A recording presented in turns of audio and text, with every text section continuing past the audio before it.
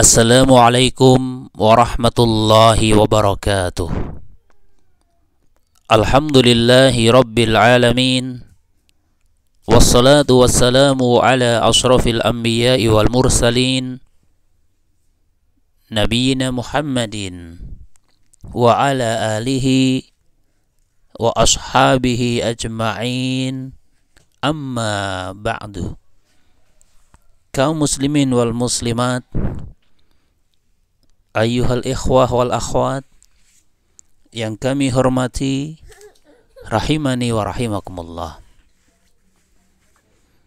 Kita akan melanjutkan pembahasan penjelasan dari matan kitab Al-Ajurumiyah yang ditulis oleh Al-Imam As-Sunhaji rahimahullah. Masih membicarakan tentang bab i'rab, ya, lanjutan dari bab i'rab. Yang sebelumnya sudah kita singgung bahwasannya i'rab yang takdiron itu ada pada 3 tempat. Yang pertama yaitu yang takdironnya dikira-kirakannya karena ta'adzur, dan itu sudah kita bahas pada pertemuan sebelumnya. Ya, karena takdiron atau bentuk dikira-kiranya atau bentuk kira-kiranya maksudnya itu diniatkan, i'rabnya itu diniatkan, dan jangan salah paham. Kadang ada yang cara memahaminya, oh ini kan dikira-kirakan, berarti cuma perkiraan gitu. Maksudnya bukan ke arah itu. Ya, maksudnya adalah diniatkan, itu diniatkan, tanda i'rabnya itu di sana dhammah, di sana fathah, di sana kasrah gitu. Itu maksud takdiron. Yang sering terjemahannya ya dikira-kirakan atau kira-kiranya gitu. Tapi bukan sebagaimana dalam bahasa kita. Maksudnya kira-kira berarti ini hanyalah perkiraan. Bukan ke arah itu, tapi dari sisi diniatkan, ya, sehingga dalam teks yang lain itu dengan lafaz diniatkan, ya, diniatkan. Di sana ada dhammah, tapi dhammahnya cuma diniatkan saja, tidak terlihat, tidak terucap, tidak tertulis, tapi diniatkan ada dhammah. Itu contohnya. Itu maksud dikira-kirakan atau bentuk kira-kiranya. Ya, semoga bisa difahami ya. Ini maksudnya seperti itu. Kembali ke sini, takdiron bentuk kira-kiranya itu ada pada 3 tempat. Ya. Pertama dikira-kirakan karena ta'adzur, at-ta'adzur. Yang kedua dikira-kirakan karena siqal, as-siqalu.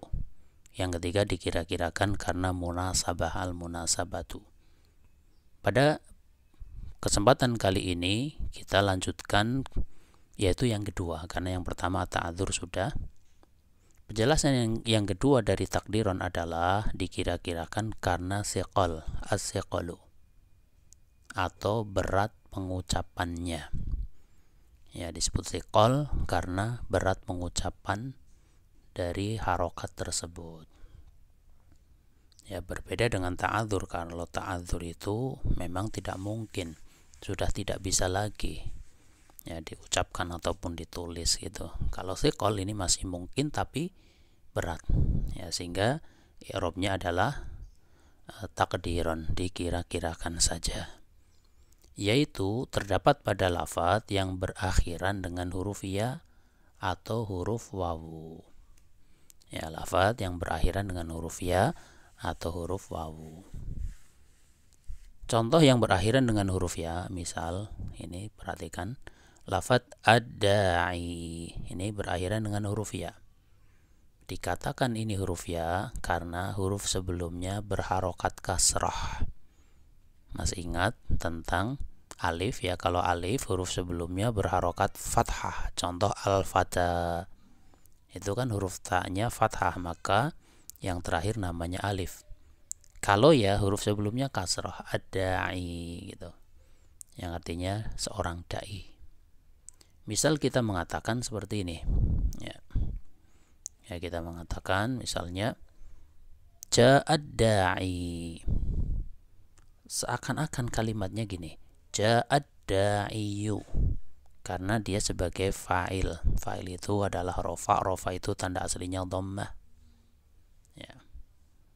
Tapi karena dia adalah isim yang berakhiran dengan huruf ya, maka dhammahnya itu dikira-kirakan saja.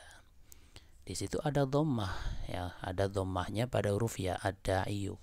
Tapi di situ dhammahnya cuma dikira-kirakan. Tidak ditambahkan gini ja'ad da'iyu, enggak, tapi yang ini ja'ad da'i. Ya, ini namanya takdiran, yaitu dikira-kirakan atau diniatkan ada dhammahnya di sini. Contoh yang kedua yaitu ketika dalam keadaan khafad. Ya, misal didahului oleh huruf khafad berupa ala.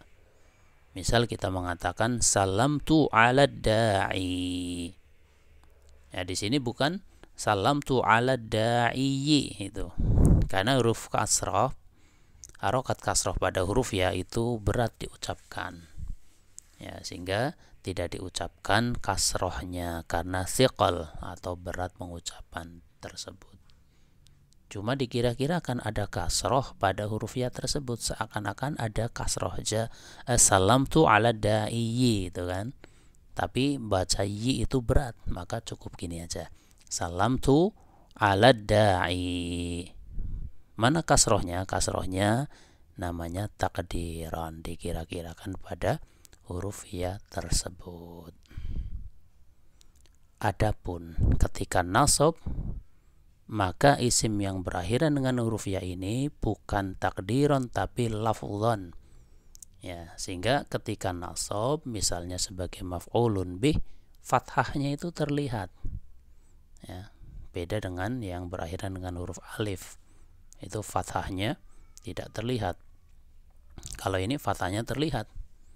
Namanya yaitu lafzan atau zahiran ya. Contoh ra'aitu da'iyah. Ya, ra'aitu da'iyah. Ya, silakan dilihat. Afan ini ketikannya kurang alif di sini ya. Ini sebagai konfirmasi ralat. Ya, ketikannya kurang alif, afan. Harusnya ra'aitu da'iyah, setelah huruf dal ada alifnya. Ya, dan saya sampaikan lewat ini sekalian ya. Ra'aitu da'iyah. Di sini fathahnya itu terlihat. Beda dengan dhammah. Kalau dhammah cuma dikira-kirakan. Kalau kasroh cuma dikira-kirakan. Tapi ketika fathah itu ditampakkan. Itu namanya lafzon. Masuknya kepada i'rab yang lafzon. Ya, ini contoh pada isim yang disebut dengan nama isim manqus. Ya, kita sudah mengetahui isim manqus, yaitu isim yang berakhiran dengan huruf ya.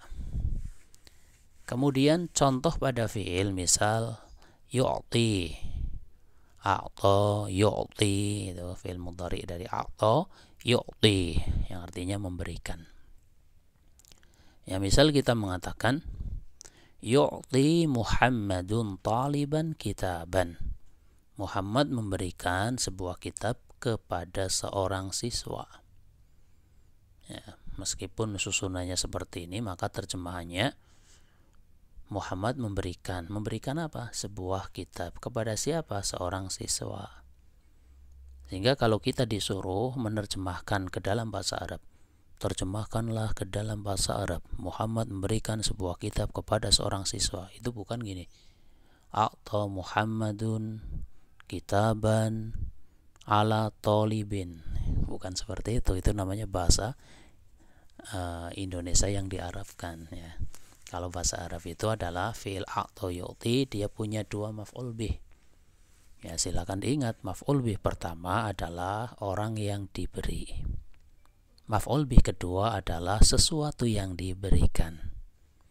Ya, sehingga meskipun bahasa Indonesianya seperti ini, bahasa Arabnya ya tetap yu'ti Muhammadun taliban kitaban. Bukan yu'ti Muhammadun kitaban ala talibin, bukan gitu. Nah, kembali ke sini tentang fi'il yu'ti. Maka fi'il yu'ti itu dalam keadaan rofa. Seakan-akan yaitu yu'tiyu gitu. Ya, bahasanya yuf'ilu gitu kan, atau yu'ti. Ya, seakan-akan pada huruf ya-nya itu ada dhammahnya, tapi tidak boleh diucapkan karena siqal tersebut. Sebab ia adalah fi'il yang berakhiran dengan huruf ya. Juga fi'il mudhari yang berakhiran dengan huruf wawu sama dengan yang berakhiran dengan huruf ya. Yaitu dhammahnya cukup dikira-kirakan saja. Sehingga i'rabnya di situ dengan dhammah muqaddarah. Namanya takdiran. Misal ini, yad'u Zaidun ilal haqqi. Zaid berdakwah kepada al-haqq. Kita lihat pada fi'il yad'u, lihat ya ini ya. Seakan-akan ada dhammah pada huruf wawunya. Yad'u gitu. Tapi karena thiqal, berat pengucapan, maka dhammahnya tidak diucapkan. Itu ya. Jadi seakan-akan gini, yad'u, tapi dhammah pada wawu itu berat. Ya, sehingga dalam bahasa Arab ini dhammahnya cukup diniatkan saja ada dhammah, dikira-kirakan di situ ada dhammah yang semacam ini, namanya apa? Namanya i'rabnya adalah takdiran itu. Itu yang kedua, yaitu yang penyebabnya karena siqal. Intinya pada kata yang apa tadi, berakhiran dengan huruf ya dan juga berakhiran dengan huruf wawu. Kita lanjutkan yang ketiga, dikira-kirakan karena munasabah, penyesuaian tempat. Dan ini terdapat pada isim yang diidhofahkan pada ya mutakallim. Misal ada lafadz gini, kitabun, diidhofahkan pada ya mutakallim supaya menjadi maknanya kitabku atau kitab milikku, maka menjadi kitabi. Bukan kitabui, bukan, tapi kitabi. Kalau baitun, baiti. Kemudian kalau qalamun, qalami. Kalau sayaratun, sayarati. Kalau zaujatun, zaujati, kan seperti itu ya. Nah, kita lihat misalnya ya dalam kalimat, silahkan diperhatikan. Ya, ini contoh yang rofa, yang artinya kitabku itu bermanfaat. Kitabi nafi'un. Ya, di sini harokat dhammahnya itu tidak diucapkan, tidak ditulis. Kenapa? Karena menyesuaikan dengan ya mutakallim. Ya, pada huruf ba-nya itu bukan kita bui, bukan. Ya, karena ya mutakallim itu sesuainya dengan kasrah, maka harokat pada huruf ba-nya di kasrah, kita bi. Ya, meskipun di sini dalam keadaan rofa itu dhammah. Karena dia sebagai mubtada. Ya, contoh ketika nasab atau sebagai maf'ul bih. Ra'aitu kitabi 'alal maktabi. Saya melihat kitabku ada di atas meja. Ya, di sini diniatkan adalah harokat fathah. Kita seakan-akan ya ada fathahnya, kita ba-nya itu di fathah. Tapi karena diidhofahkan kepada ya mutakallim, maka untuk menyesuaikan huruf ba-nya berharokat kasrah. Meskipun kasrah, dia itu hakikatnya fathah. Sehingga namanya fathahnya itu muqaddarah, fathah yang dikira-kirakan. Sehingga ini termasuk dari i'rab yang takdiran. Contoh yang khafat misalnya, qalamuka ala kitabi. Pena kamu atau pulpen kamu ada di atas kitabku.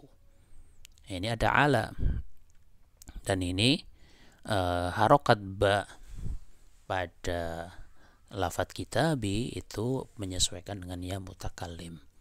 Ya, meskipun dalam hal ini ada dua pendapat, bahwasanya ketika majrur itu adalah i'rabnya lafdhon, yaitu harokatnya itu hukumnya lafdhon atau dhahiron ya, salah satu pendapat, tapi yang lebih tepat lagi yaitu i'rabnya adalah takdiron. Kenapa? Karena bertemunya dengan ya mutakallim, seperti itu ya, karena pas ya ketika khafat kan pakai kasroh, banyak juga sudah kasroh itu ya, sehingga ada sebuah pendapat ini adalah contoh yang lafdhon ya, tapi yang lebih tepatnya wallahu alam dan lebih condong yang ini adalah dia termasuk yang takdiron ya. Ini semuanya yaitu lafadz kita pada 3 contoh di atas i'rabnya dikira-kirakan. Yang pertama dikira-kirakan dhammahnya pada huruf sebelum ya mutakallim, yang kedua dikira-kirakan fathahnya pada huruf sebelum ya mutakallim, dan yang ketiga kasrohnya dikira-kirakan ada pada huruf sebelum ya mutakallim ya. Itulah pembahasan tentang ta'rif dari i'rab dan juga macam i'rab, ada yang lafdhon dan ada yang takdiran. Kemudian pembagian i'rab, mu'alif al-imam as-Sunhaji rahimahullah mengatakan wa aqsamuhu arba'atun raf'un wa nasbun wa khafdun wa jazmun, dan pembagiannya ada 4, ada rafa, nasab, khafad dan jazm ya. Artinya kalau kita ditanya i'rab itu ada berapa, jawabannya ada 4. Apa saja? Pertama rafa, kedua nasab, ketiga khafad, keempat jazm ya. Rafa ya kadang sering ditanyakan apa sih pengertian rafa gitu, apa sih pengertian nasab, khafad dan jazm ya. Maka kita tuliskan di sini, semoga bisa memberikan gambaran gitu. Rafa adalah perubahan tertentu yang tanda dari rafa adalah dhammah ya, perubahan tertentu atau nama atau bagian salah satu dari i'rab yang tanda aslinya adalah dhammah dan apa yang menggantikan kepada dhammah, sehingga tanda asli dari rafa adalah dhammah. Simpel saja, rafa itu dhammah atau pengganti dari dhammah ya, nanti akan dirinci setelahnya bahwasanya rafa itu ada 4 tanda, ada dhammah, ada alif, ada wawu, ada nun ya, tapi yang tanda aslinya dhammah ya, sehingga rafa itu kalau kita ditanya rafa itu salah satu dari macam-macam i'rab yang mana dia tanda aslinya adalah dhammah dan ada tanda penggantinya 3 yang lainnya. Sehingga di dalam memahami nahwu itu adalah kita hafal, yang namanya hafal sekaligus faham gitu ya, itu penting. Faham hafal, hafal faham, faham hafal, hafal faham, itu paket, tidak bisa dipisah-pisahkan. Hafal nggak faham ya nanti nggak tahu, faham nggak hafal ya nanti nggak bisa menjelaskan. Maka ini satu paket ya, ketika belajar nahwu dan tentunya belajar apapun kita harus hafal dan faham. Maka untuk memahami rafa itu perlu faham dan hafal terhadap pertama nanti tanda-tandanya, kedua tempat-tempatnya, dan ketiga kondisi apa saja yang rafa. Itu satu paket nantinya ya. Akan tapi mau nggak mau harus disampaikan satu persatu, sedikit demi sedikit ya. Pada kesempatan kali ini kita memahami garis besarnya terlebih dahulu tentang apa tanda rafa. Tanda rafa itu dhammah dan nanti ada tanda penggantinya. Kemudian nasab. Nasab adalah perubahan tertentu atau i'rab atau salah satu dari pembagian i'rab yang tanda aslinya fathah atau yang menggantikan dari fathah. Simple saja ya. Nasab itu fathah, nanti ada tanda lainnya akan dirinci insyaallah.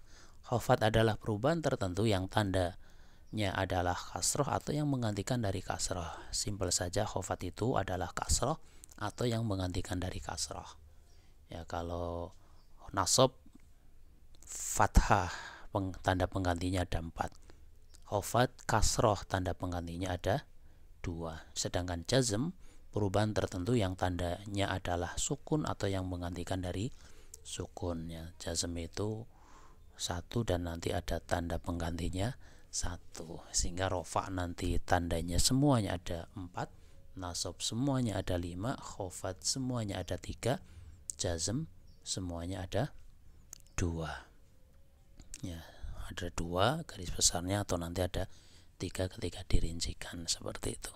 Itulah gambaran terlebih dahulu tentang maksud wa aqsamuhu arba'atun raf'un wa nasbun wa hafdun wa jazmun.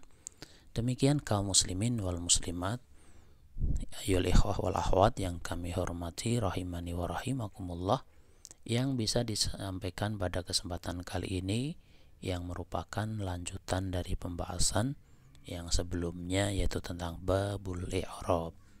Atas kesalahan, kekurangan, ana minta maaf yang sebesar-besarnya. Wallahu a'lamu bissawab. Subhanakallahumma wa bihamdika asyhadu an la ilaha illa anta astaghfiruka wa atubu ilaik. Wassalamualaikum warahmatullahi wabarakatuh.